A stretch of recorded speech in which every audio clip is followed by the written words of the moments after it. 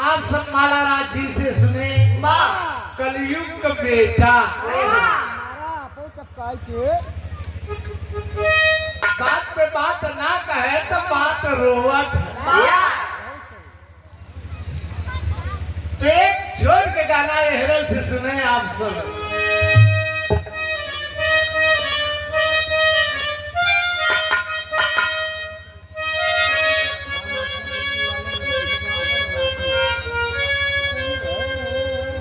भाई राम आसरे बुग्गी वाले, राम आसरे बुग्गी वाले उन्हीं के आप नाती हैं। एक छोटा मुन्ना भगवान खुशहाल रखे, परिवार हरा भरा रहे। बच्चा के कर कमलों द्वारा ये 101 रुपया पुरस्कार, पढ़े लिखे शिक्षित बने, समाज में नाम रोशन करें।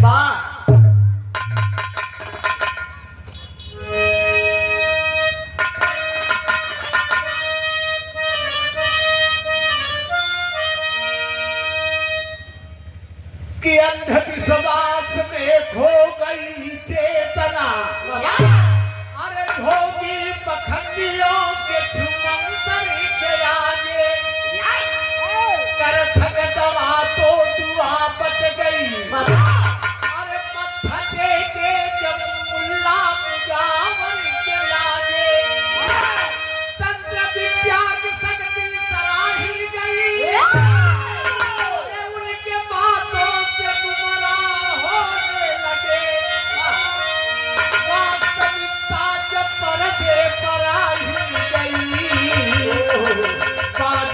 हाथ मल मल के रोने लगे।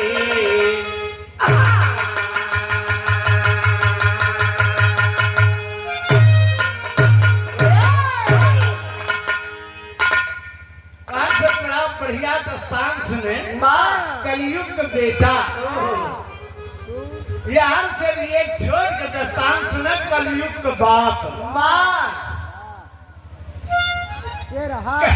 कहना बा का कितना हो मास्टर।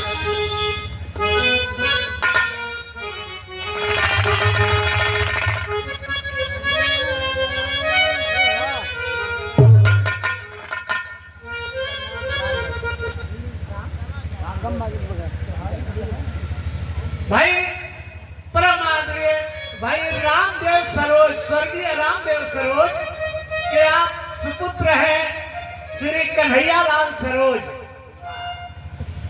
भैया के करकमलों द्वारा ये 101 रुपया पुरस्कार, भगवान सुखी रखे, परिवार हरा भरा रहे। सभी के चरणों में बार बार नमस्कार प्रणाम हो।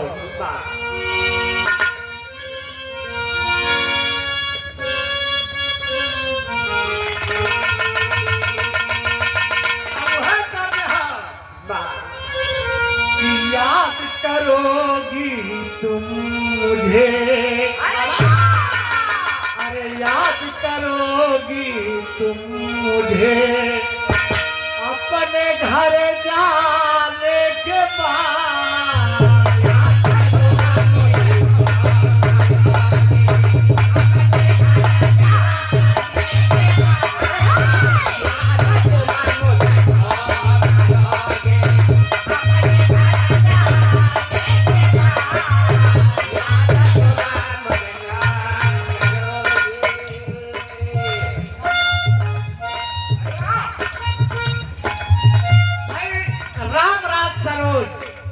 इस भाव में खुश होकर के 51 रुपया पुरस्कार दिए।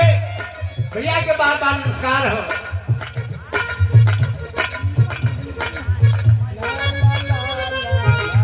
भाई दीपक दीपू भैया के लड़के हैं।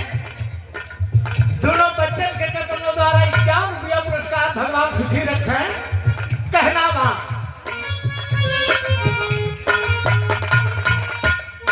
याद करोगी तुम मुझे, याद करोगी तुम मुझे, अपने घर जाने के बाद।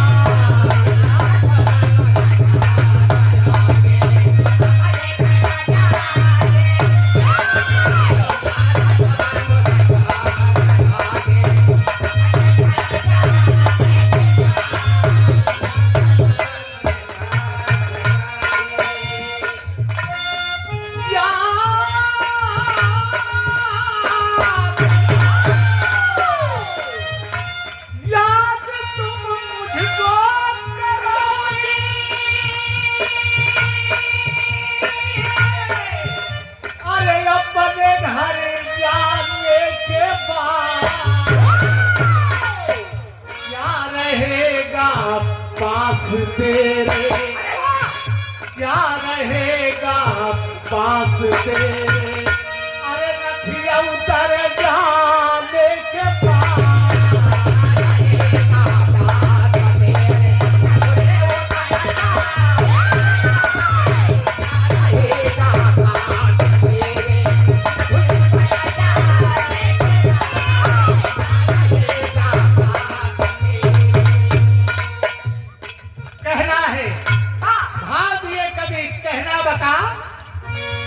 या मेरे मौला तेरे, अरे या मेरे मौला तेरे, अरे कुदरत का क्या दस्तूर है,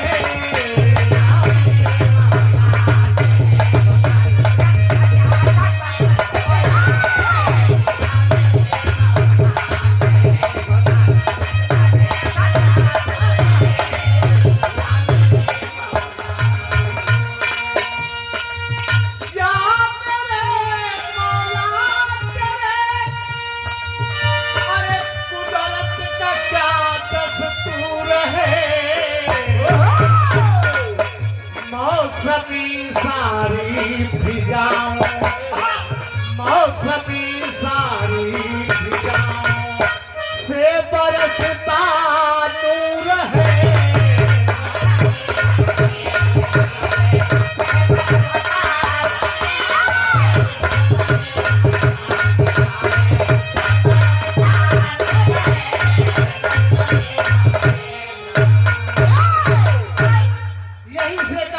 शुरुआत है। गौर करेंगे आप सब कहना बा।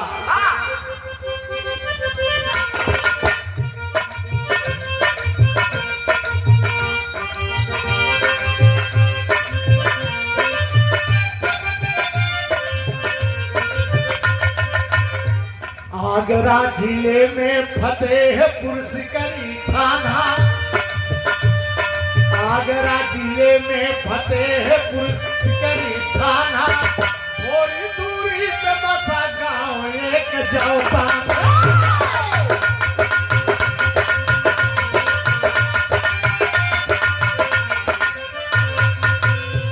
चार बेटे जवान, चार बेटे जवान घूर की बखरिया में, चार बेटे जवान घूर की बखरिया में, खिलाड़ी दिन राधे फंस गए बखरिया में।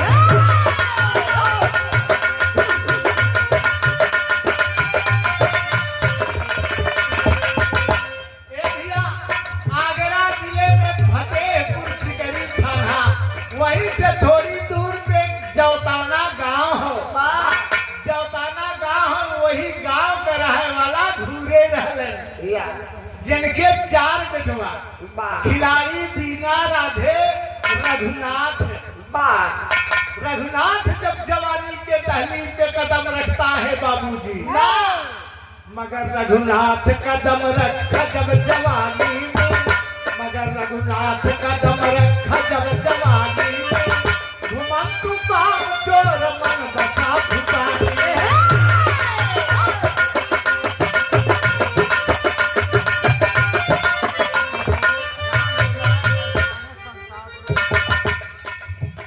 मगर रघुनाथ कदम रखा जब जवानी में, मगर रघुनाथ कदम रखा जब जवानी में, घुमंतु काम चोर मन बसा फुटानी।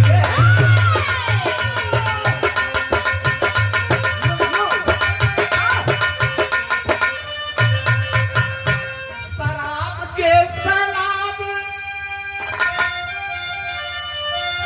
शराब के सलाब में दिन रात बहा करता है, जुए के अड्डे पर दिन रात रहा करता है। ए बाबूजी, चौथा लड़का रघुनाथ जब जवान भयल, तीन दिन भाई का कमाई पावत हो,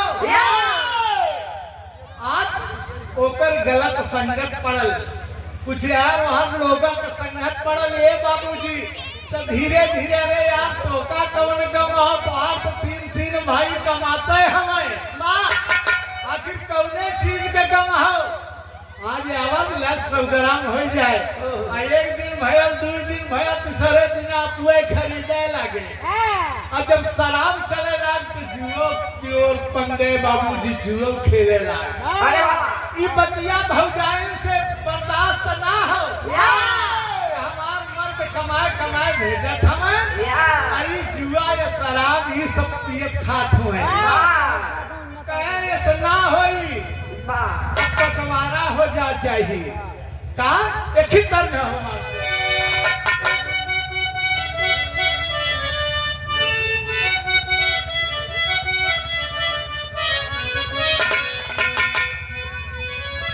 आजकल के गवैया गावत हमें नए नए लौटे का कि कवने काले जमे कवने काले जमे कैलू पढ़ाई हो चललू बिना ओढ़नी के कमर्द होई के हम कितना लजाई हो चललू बिना ओढ़नी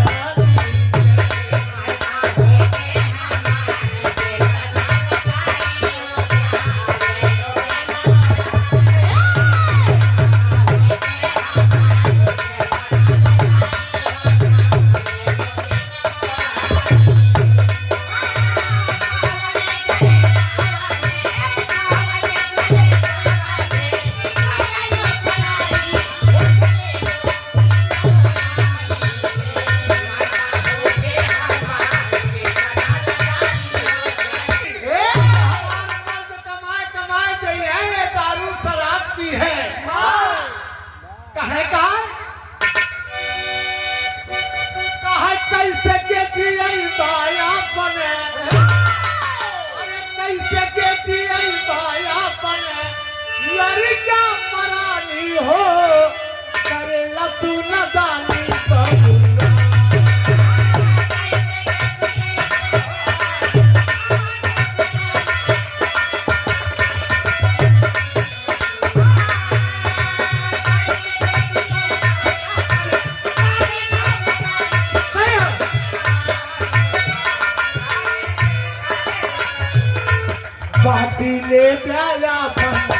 बाटले ब्यायापन घरवा किसानी हो करेला तू नादानी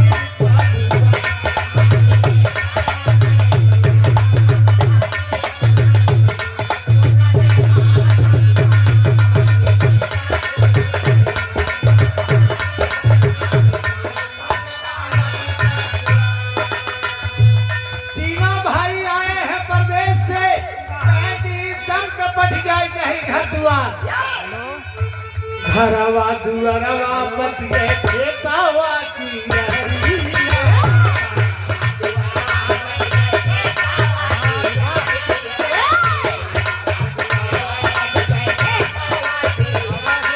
अरे लड़कन का लइके घर खाई माछला गुजर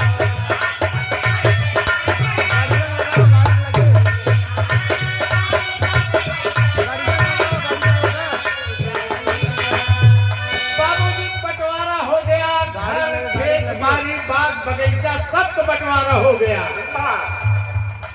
बट गया सब आज औरत मछला रोवत हो इधर हवा का पियाए हमका का खियाए कबहू न भूलई है अरे कबहू न छुटी है करे अरे आदत पुरानी हो करेला तू नदानी बबुआ दिन लूटी गई है हो एक दिन लूटी गई है खानदानी हो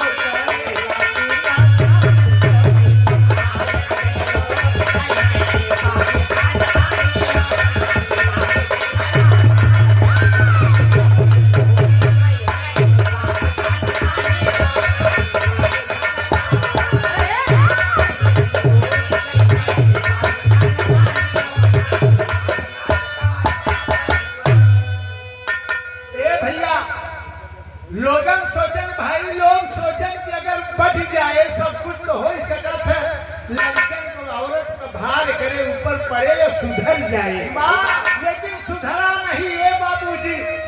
अब तक खेत भी वो करे नाम हो, बाप यह दुनिया से चली गया इसी चिंता में, खेत भारी भी नाम आ गया, आज तो और मालिक बन गए खेत बारी के।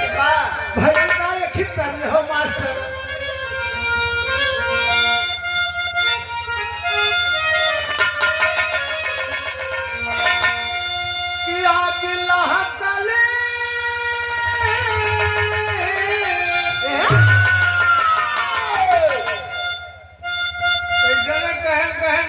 सावन में झूला जब पड़े तो आई के अब तेरी तोहरन साथे झूलन, तो बेचारी बहुत खुश भई कि अब तेरी यही है और झूला झूले हुए साथे में इंतजार करत हो बाबूजी। लेकिन सावन धीरे धीरे बीते के कगार पे भया, सावन बीत गया, भादव लग गया, भादवा बीत गया ना आए, तब कहा था, कहा था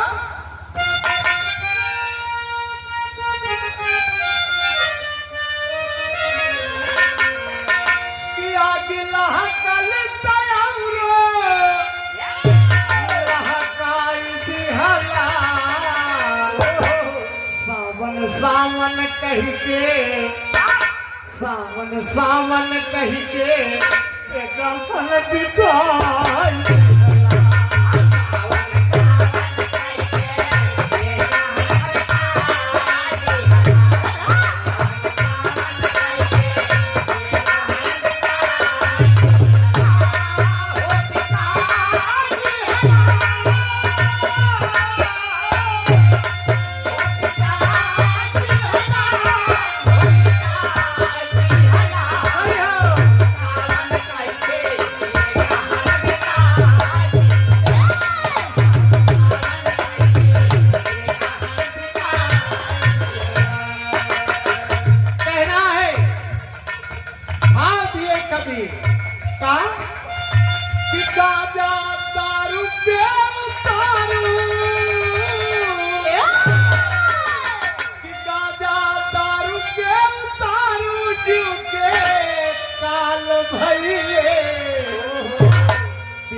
लागल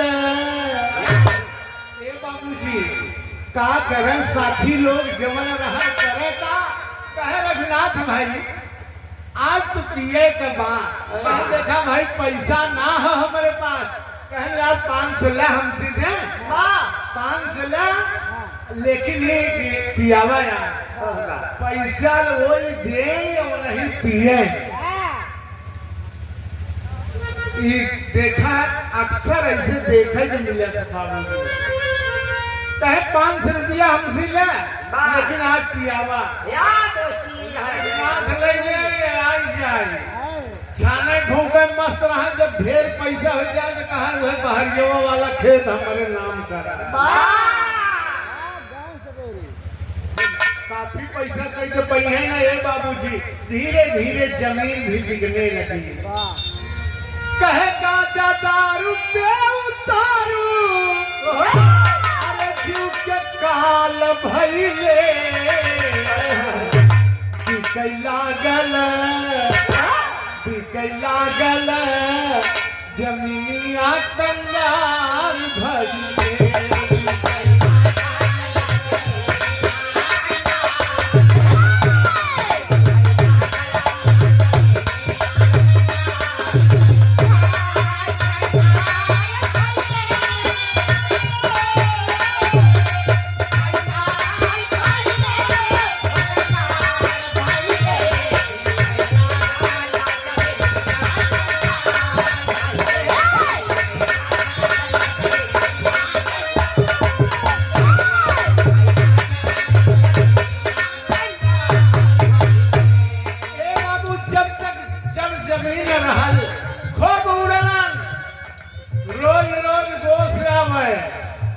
रोज रोज बने अच्छा, लेकिन जब जमीन नहीं रहेगी तब क्या करें, भूखी आग के मारे तड़पाई 3 ललनावा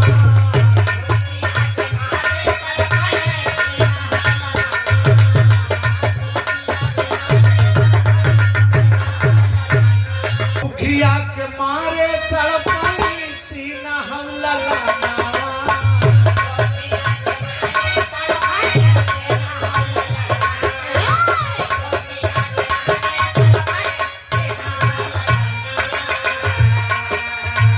सोच सोच बतिया रोवई मछला मया नावा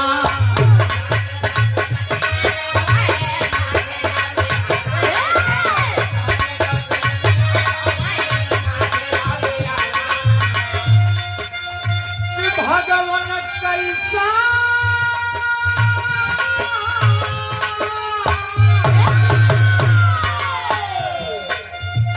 भगवान कैसा हमारा के हाल भइले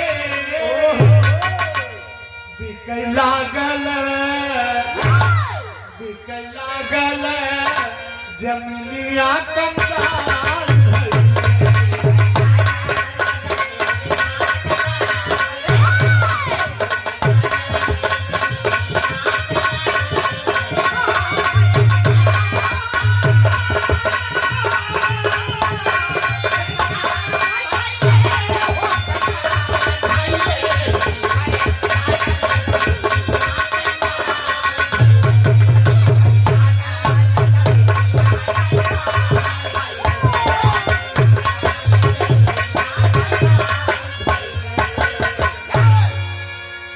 आज घरे में भूखमरी आ गई है आपन सहूर ढंग से बाबूजी सहूर ढंग नहीं ठीक बा तो बात गड़बड़ हो ही जाए आज लड़कन मुंह कमारा तड़पता है और कहूँ दारू पुगे हुआ सड़क के किनारे पर अब हम बड़गा लम्बा दार बना थी हम देख ले वो देख ले कहता है घर में भूखमरी पे बाबूजी उठे के चेत नहीं बा हम देख ले बाप कई कुंटल रखे है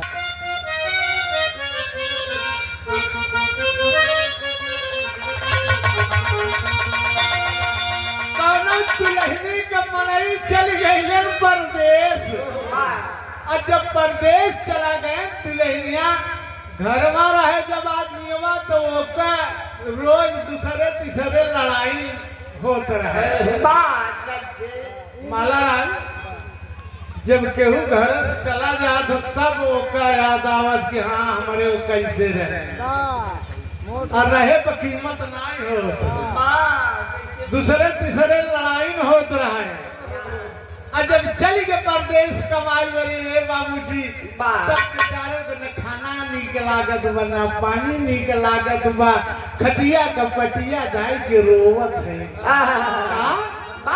जैसे बड़काऊ करे एक बार बम गए कि कल जब से बाहर याद आवे बार बार हो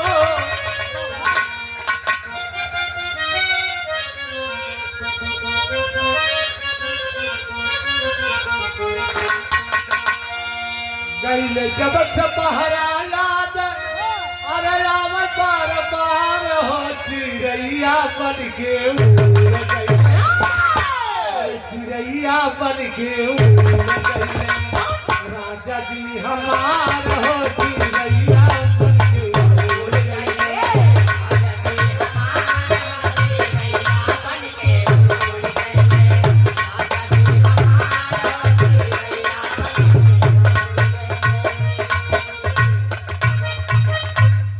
बाबूजी गाने के अंदर भाव दिए कभी का वही पिछला में गनवा मोड़ ले लिया कहना बता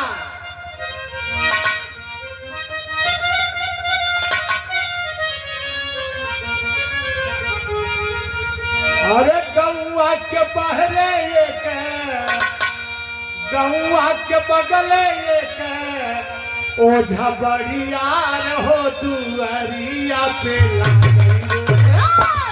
अरे दुआरिया पे ला गई उर्दू बाजार हो दुआरिया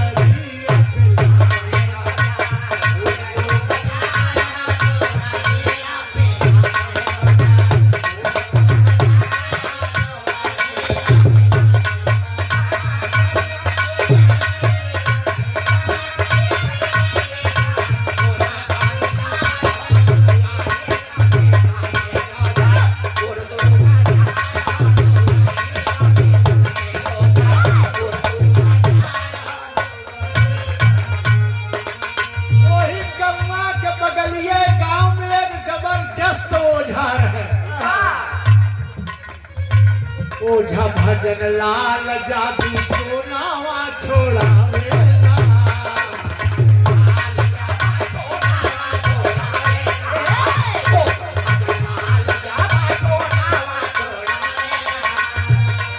गोदिया बिरान संतान से सजावेला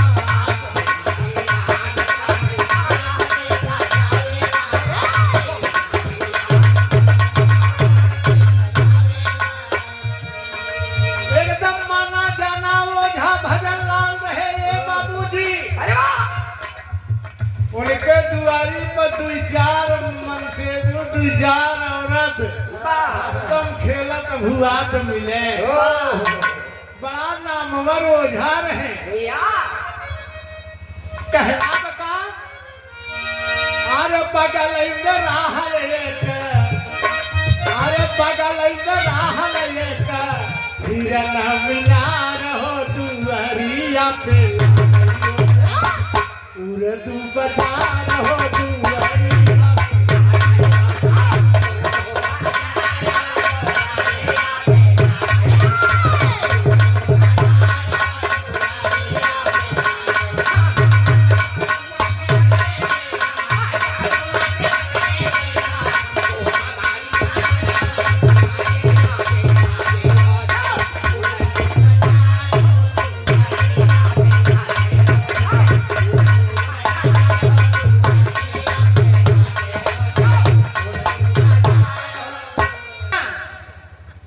वही गांव के बगल में एक मजार हो ओझा भजन लाल अफवाह फैलावा हमें कि अकबर बादशाह के यहमा अमानत हो ओहमा 2.5 कुंटल सोना वही मजार में हो। ई पतिया सुन के 2.5 कुंटल सोना बहुत होत बाबूजी। जब ये अफवाह फैलल बा तब रघुनाथ सोचत हो अगर हमका मिल जाए अरे हमें पूरे गांव का मालिक बन जाए तेरी हम मास्टर। लेकिन भजन लाल ओझा यह बात कहा थी कहा यार सलामत किस्मत वालों के लिए ओ सलामत किस्मत वालों के लिए अरे अकबर बादशाह के ही हवाई अमानत अरे अमानत अरे अमानत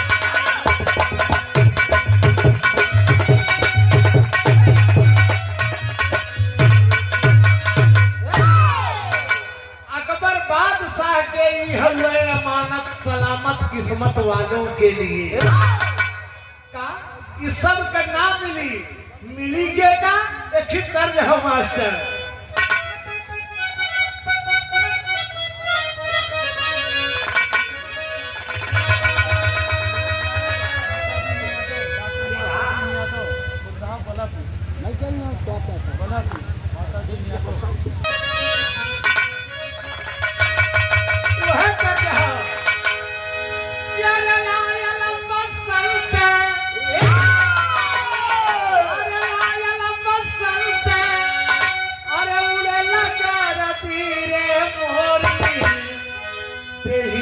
भइले बा अरे प्यार हर दिले मोरी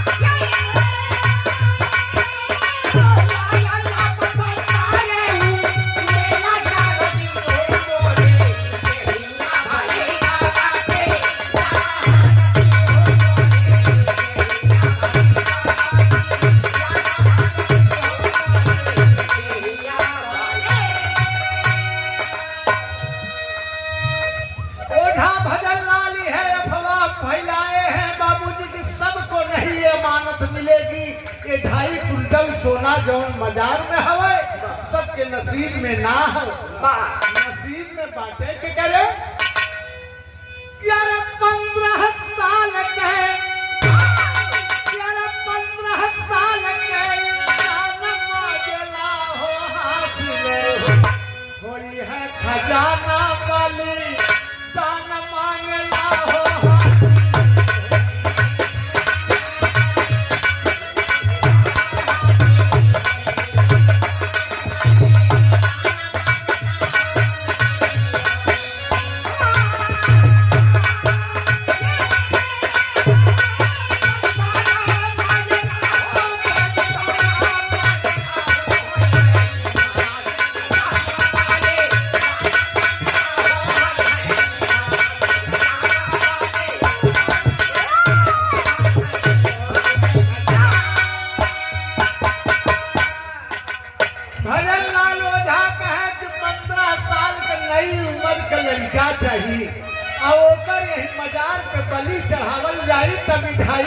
कुंटल सोना मिली।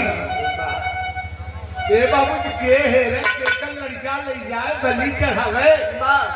सब कहे कि छोड़ा जायदा हमका राजा नहीं बने के बात, लेकिन दरियावा जो रघुनाथ रहे उस सोचत अगर मिल जाए हमके तो हम यहाँ पूरा गांव 2.5 कुंटल सोना के कीमत बहुत बा, यह गांव का मालिक बन जाएंगे हम। काफी खतरनाक रखू, काफी खतरनाक रखू बीड़ा उठाया।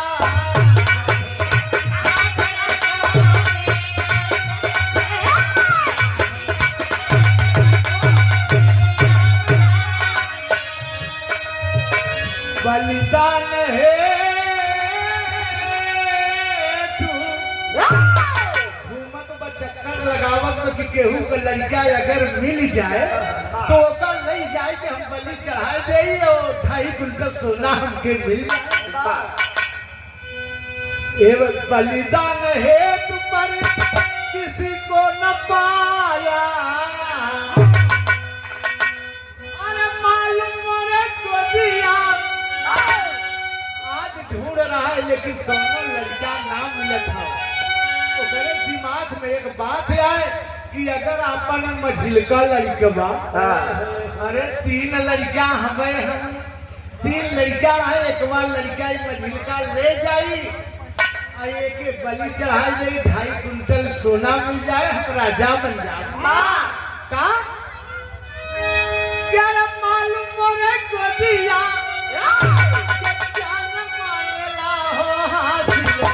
होई है खजाना बलि दान मांगला हो।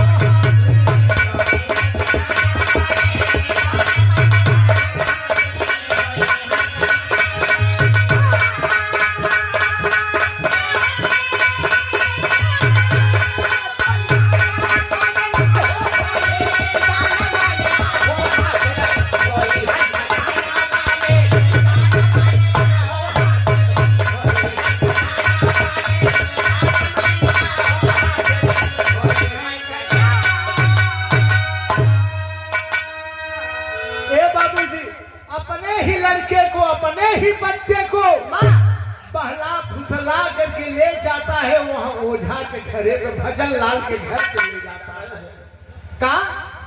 का चल बच्चा चल हमारे साथे तो का कुछ खियाई पियाई। जब भजन लाल के घर वहां ओझा के पास पहुंचा तो कहे लड़कवा है यही के बलि चढ़ावल जाई। कहे ठीक बात।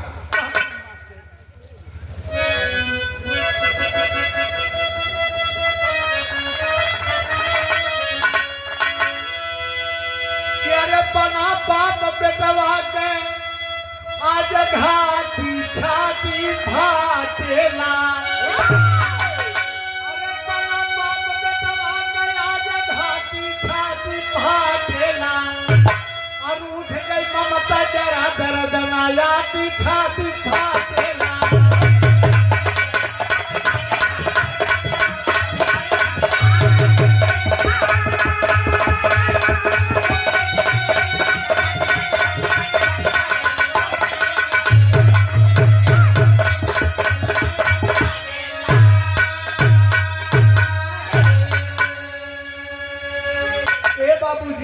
जब ओझा भजन लाल के घर लेकर के अपने ही लड़के को लेकर के पहुंचा और इशारा करता है कि यही लड़के की बलि चढ़ाई जाएगी। हे बाबूजी लेकर के लाल पहुंचा ओझा के भवनवा हो, कोठरी में बंद कई दिहले ललनवा हो।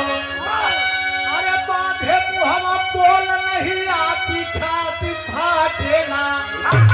रही बनौता याद सुना बिल खाती छाती फाटेला।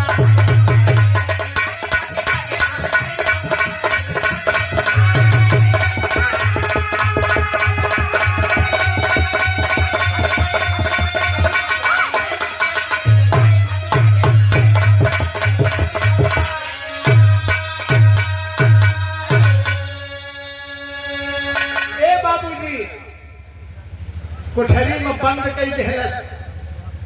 15 साल के लड़का समझत है वो भी अफवाह सुना है। मन ही मन सोच गया कि गड़बड़ बात हो, आज हमारे जिंदगी के साथ खिलवाड़ किया जाएगा। ए बाबूजी आल्हा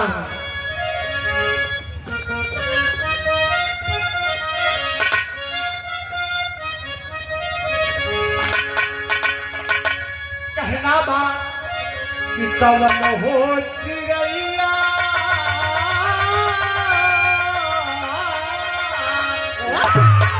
तवन हो चिड़ैया भोरवा चारी गोड़ डोले बाबू अरे होता तू पहरवा तू दो गोड़ा होई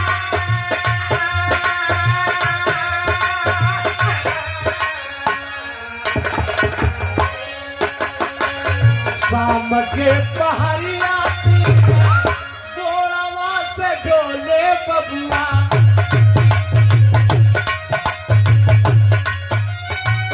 डोलताई डोलत होती रैया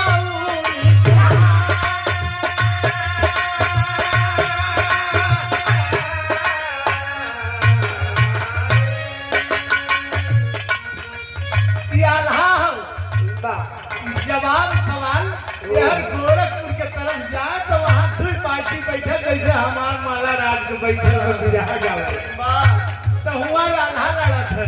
आज आल्हा लड़त एक ही पार्टी सवाल करत हो, एक ही पार्टी जवाब देत हो। का कि बचपन चिड़ैया चाहे गोड़वा से डोले भैया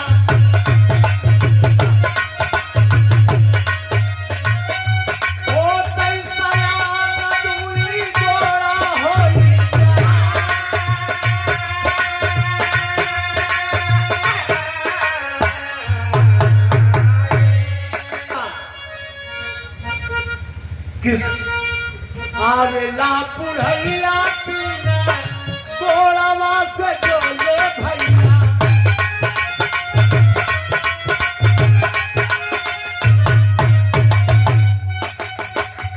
बचपन चिड़ैया चार गोड़वा से डोले तीनों गोड़वा बकैया बकैया जब लड़कियां चले तो परे परे कहा थी तो तीनों गोड़वा तीनों हथवा से नपाए के चला थी लड़कियां।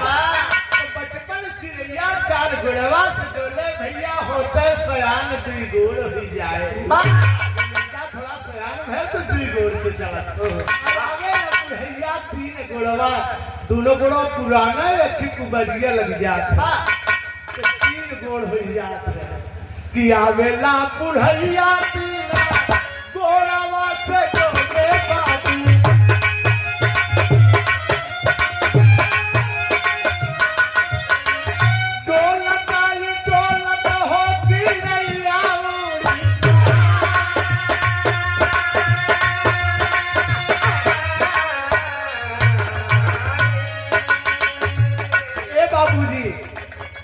जवाब सवाल रहे, लेकिन आज वो रघुनाथ अपना ही लड़का अपना ही बच्चा ले जाकर के उस 2.5 कुंटल सोना के लालच में ए बाबूजी वो ले जाके लड़का ओझा के घर के अंदर बंद कर दिया। अब किया क्या आधी रतिया की लड़के चाल लाल ललवा भैया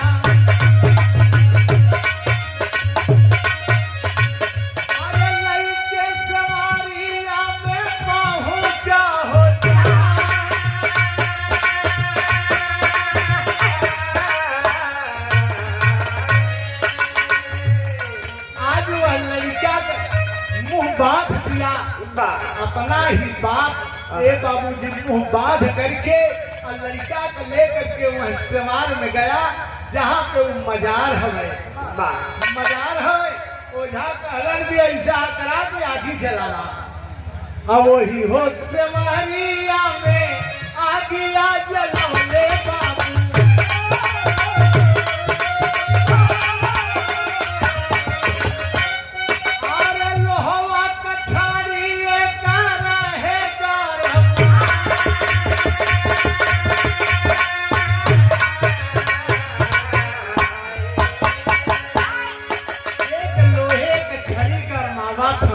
अगर माँ करके ओझा किया क्या कि यंग छुआ वही लागल लाल के बदलिया बाबू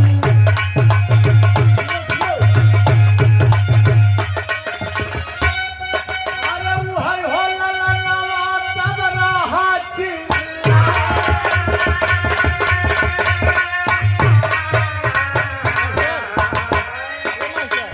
बाबूजी उ लड़का चिल्लात हो तो ओकर मुंह दबा दिए,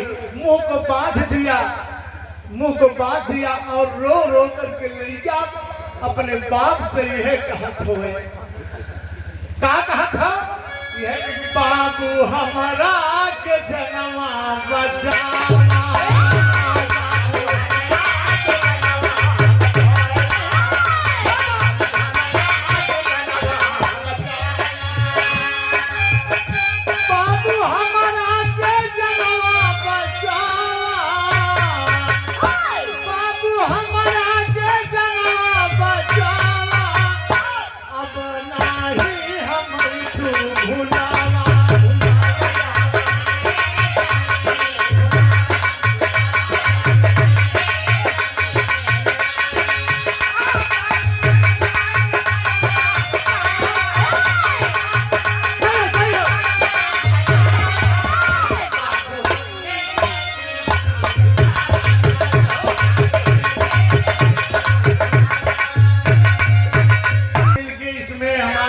खत्म करे चाहत हो रोई रोई अपने बाबू को पांव पकड़ लिया और रोई रोई यह बात कहत बाबूजी कि बाबू हमारा के जन्मा बचावा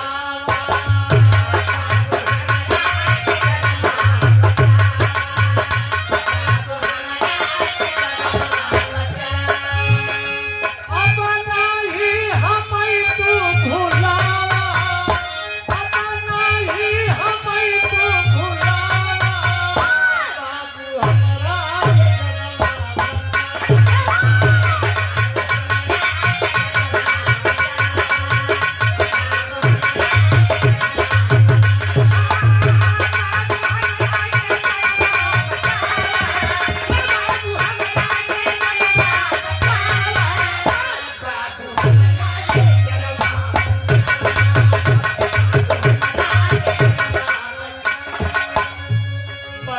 पकड़ लिया बाप को पांव पकड़ लिया कहा का बाप के चरणवा में गयल लिपटाई बाबू हमके बचाई हमके मारा जी बाबू बाप के चरणवा में रहा भी लिखाई ले जाना जनवा बाबू हमारा बचाई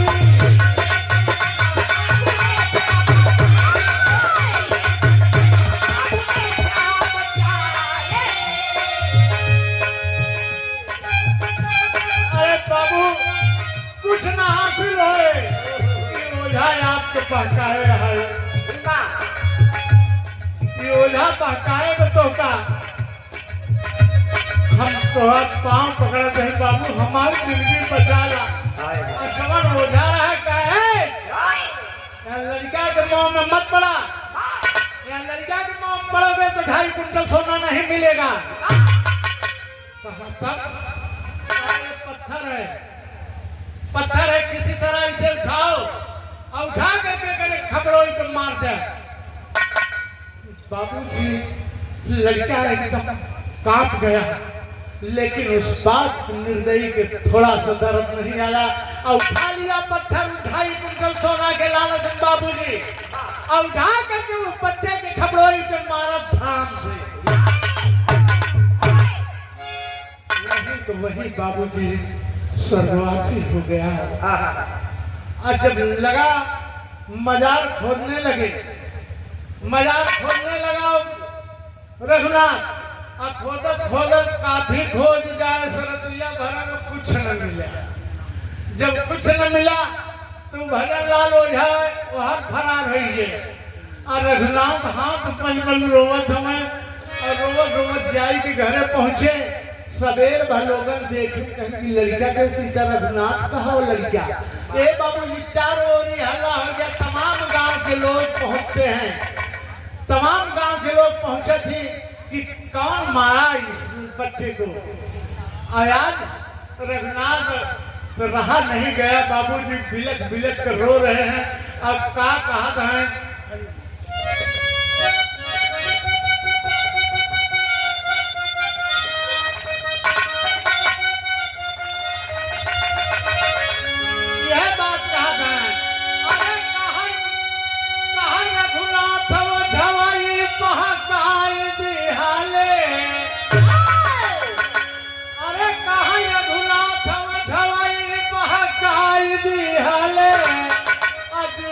बबुआ के अपने मुआ।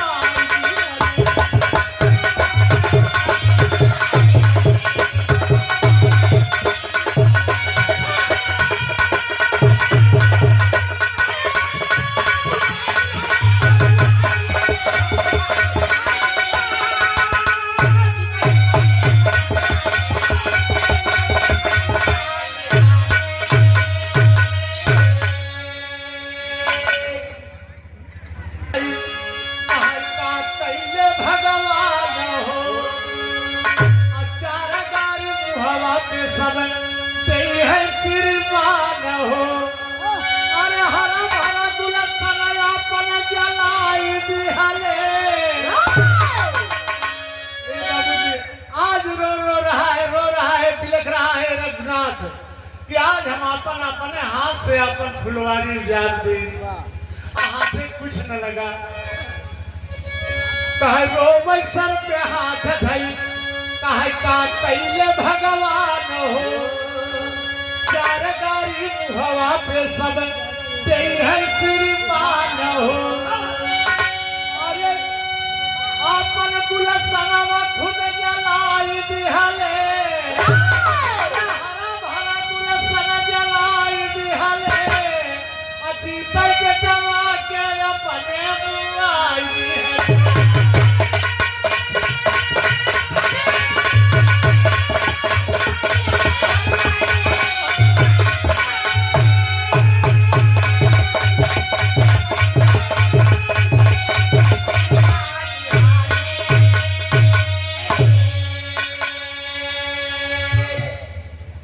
ए बाबूजी तो गुरु बिहारी गुरुपतु गुरु राम धारपति राम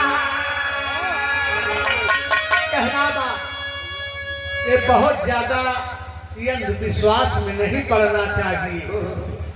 अंधविश्वास में बहुत ज्यादा नहीं पड़ना चाहिए और जहां तक उचित हो बस वहां तक ही, एकदम उसी पे निर्भर नहीं होना चाहिए। तो गुरु बिहारी गुरुपतु गुरु राम धारपति राम। राम सुन ही रात है भगवत सीता राम हो।